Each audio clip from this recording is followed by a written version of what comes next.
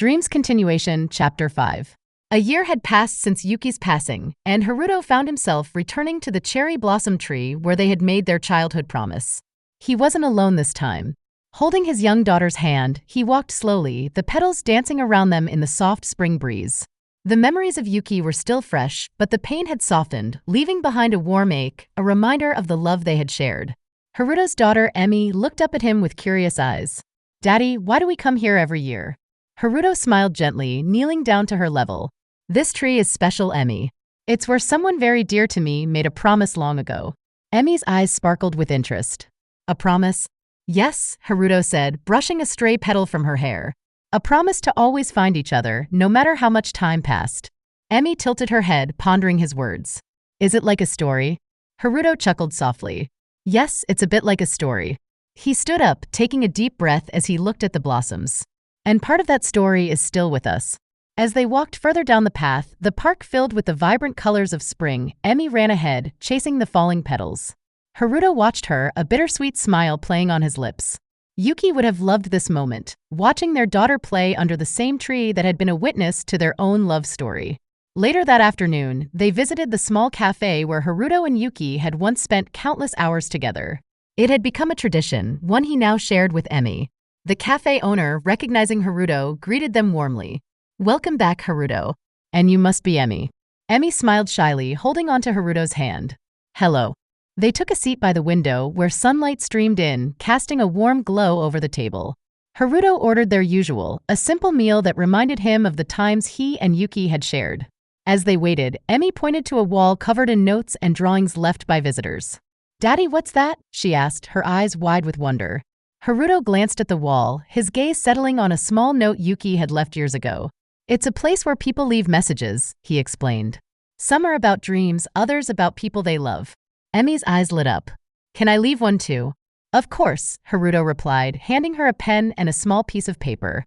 He watched as she carefully scribbled, her tongue poking out in concentration. When she finished, she proudly held up her note. It read, "I love my daddy, and I hope we always come to this tree together." Haruto's heart swelled with emotion. He smiled, gently taking the note from her and pinning it to the wall, right next to Yuki's. "It's perfect," he said, his voice barely above a whisper. As they finished their meal, Haruto noticed a familiar face entering the cafe. It was Yuki's old friend, Mai. She had been close to Yuki and had supported Haruto during the difficult times after Yuki's passing. They hadn't seen each other in a while, and Haruto felt a wave of warmth at her presence. "Haruto." Mai greeted, her smile genuine. "It's been too long." Haruto stood up, embracing her. "It's good to see you, Mai." Mai crouched down to greet Emi. "And how are you, Emi? You're growing so fast." Emi giggled, hiding behind Haruto's leg. "I'm good. We're leaving a message for Mommy." Mai's eyes softened, and she gave Haruto a knowing look. "Yuki would be so happy to see you both like this." Haruto nodded, feeling a sense of peace. "I think so too." After they finished their visit, Haruto and Emi returned home. The evening sun cast long shadows over the city as they walked hand in hand. Emi, ever curious, asked about the stories he used to tell her before bed, stories of a brave knight and his adventures. "Daddy, can you tell me one of those stories tonight?" she asked, her eyes filled with excitement. Haruto smiled, feeling the weight of the past year slowly lifting. "Of course, Emi. But tonight, I'll tell you a special one." That night, as Haruto tucked Emi into bed, he sat beside her, the room dimly lit by the soft glow of a nightlight. He began to tell her a story, one of a knight who, despite losing someone dear to him, continued to protect those he loved. He spoke of courage, of promises kept, and of finding strength in the memories of those who had gone before. Emi listened intently, her eyes drifting closed as she imagined the world her father was weaving. "Daddy, will the night be okay?" she murmured sleepily. Haruto paused, feeling the weight of his words. "Yes, Emi. The night will be okay. He'll keep going because that's what the people he loves would want." As Emi drifted off to sleep, Haruto sat quietly, watching her breathe. The room was filled with a sense of calm he hadn't felt in a long time.